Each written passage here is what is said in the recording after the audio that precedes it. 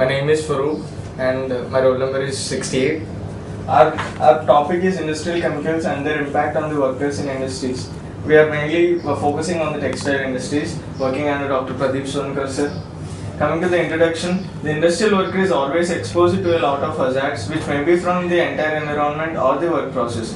These results to a number of health problems ranging from mild to severe or chronic conditions.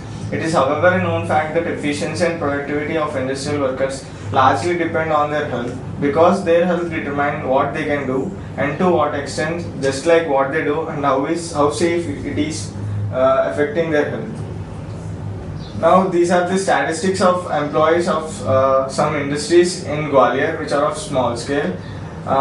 Going through the data, mainly we are concentrating on the cotton textile industries. Number of units there are only one, an investment about 2 lakhs, and employment about 4. We got it from source of DIC Gwalior. Coming to the next slide, overview. Particularly in accordance with the textile industries, textile workers are exposed mainly to the cotton dust and some other types of illness throughout the manufacturing process are of great health hazards. In the textile manufacturing factories, workers are exposed to a variety of toxic and possibly carcinogenic compounds like formaldehyde, phenol, etc. During spinning, weaving and knitting operations, which are the major operations of textile industry, exposure to chemicals is generally limited. But none of the textile industries follow that limit. Spinners and weavers are exposed to cotton dust that contains minor amounts of pesticides and herbicides, silica dioxide, etc. Some of the exposure could result in an increased risk of cancer, although in the studies of other countries of the increased cancer risk is not convincing. Several investigations have reported increased risk of lung cancer among workers in the cotton textile industries. My name is Ravi Kiran and my roll number is 99. As our main focus is on the textile industries in Gwalior, we are taking into concern 2 widely popular industries of Gwalior. These are the common effects upon the workers of textile industries and they include skin diseases, respiratory diseases, hearing loss and the adverse effects on pregnant women mainly due to the stress and other issues. Concentrating on skin diseases, and these are mainly caused due to the exposure of workers working to various harmful chemicals. Workers in the textile industry are exposed to a number of chemicals, especially those engaged in the activities of dyeing, printing and finishing. Contact of the chemicals with skin as well as inhalation of the chemicals can lead to several serious health effects. And coming to the respiratory diseases, the workers engaged in the processing and spinning of cotton are exposed to significant amounts of cotton dust. The fatal disease known as brown lung is caused among people working in the textile industry. The symptoms of this disease include tightening of chest, coughing, etc. The prevalence of respiratory diseases is quite huge among child workers working in textile industries compared to other children. My name is Akash Garg. My roll number is 04. Today we will discuss hearing losses caused to industry workers. A cross-sectional study was carried out at Weaving Department of 5 renowned textile industries of Karachi. The study included 248 workers exposed to noise through non-probability convenient sampling technique. Equivalent sound pressure level LQ was measured with the help of a class 1 type digital sound level meter. Noise level in these weaving industries included in our study was in the range of 88.4 to 104 decibels with a mean noise level of 95.3 decibels. Their comparison with the permissive noise level recommended by OSHA, workers are overexposed to noise and there is a little protection adopted by them. It also shows that high noise intensity level and exposure for long duration leads to hearing loss. The effort should be focused towards reducing the noise generated at the source by modification in the existing technologies. Textile industry workers should be educated regarding the NHIL to minimize the prevalence. Musculoskeletal system, which is also known as locomotor system. It is an organic system that gives animals the power to move and locomote through our skeleton system. It also provides us form, support, stability and movement to the body. Musculoskeletal mobility was more common among the older people than the younger ones. It was also more common in females than males. Illiterate workers had more musculoskeletal mobility than literate workers. We observed that musculoskeletal disorders are more common among the workers who worked for more years or who worked for longer hours or those who worked for cutting and sewing industries. All these differences were statistically insignificant. Here we will study effects on pregnant women mainly due to stress and other issues. Women employed in cotton textile processing, the cancer rates were 35% higher than compared to their counterparts in the other organized sectors.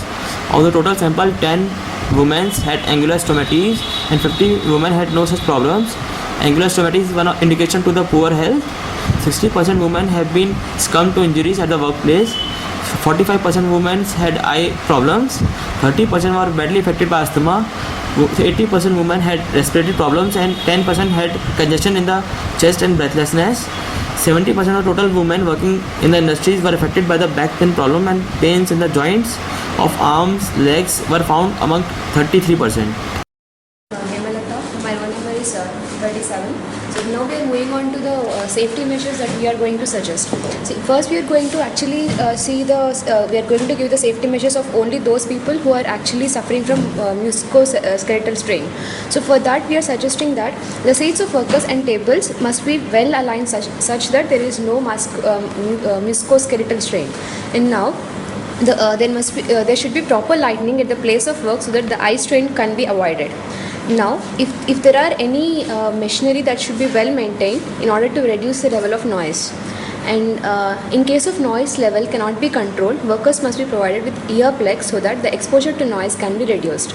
Now, there should be a proper ventilation at the place of work, and in order to reduce the exposure to dust, workers should be provided with mask. Okay. Now we are going to see about the safety measures for those people who actually suffer from the accidents. So for those we actually take these precautionary measures. We have to train. We have to keep and train medical personnel and first aid facilities for the people who are working in the industries, and also that we have to provide the fire extinguishers and alarms at the place of work, and also we should be in units where there is a heavy exposure to dangerous chemicals. They must be provided with the safety gloves. And proper dust control equipment should be also set up there, and medical examinations should be conducted regularly so that the people who are working there, they'll be always under proper consideration. And so we are going to see about the results. Results actually tells you how many people are affecting with these harmful effects of industry's effluents.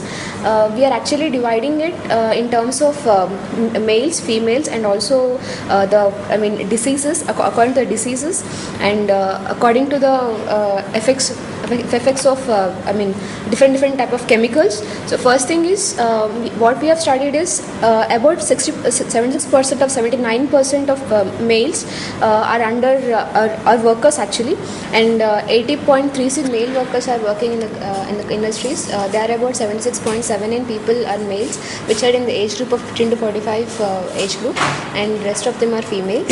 And we found that 23.21% of workers are illiterate, and most of them belong to the poor socioeconomic status, and their income is ranging between 500 to 1000, and they were addicted to one or more substances like tobacco, alcohol, and etc.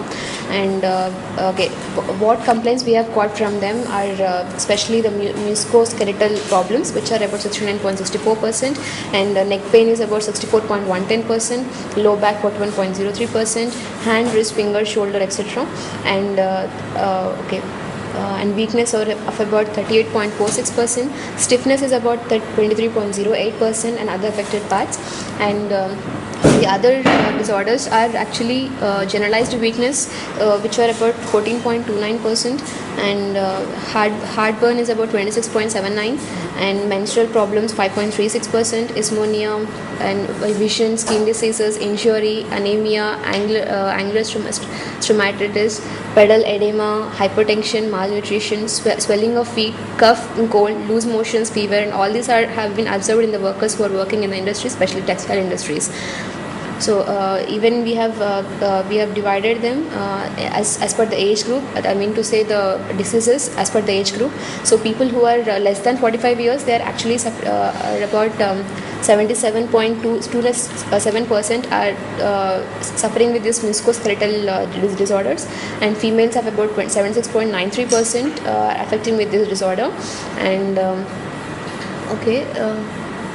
and we are actually having the musculoskeletal disorders are actually common among these people who are actually working in the textile industries.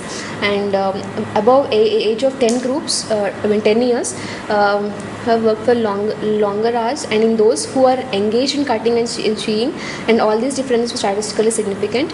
And workers and some of the complaints that the workers gave to us are the low wages, low working hours, and no relaxation time, lack of cooperation of the employee because they are never allowed to go on leave even when they are sick.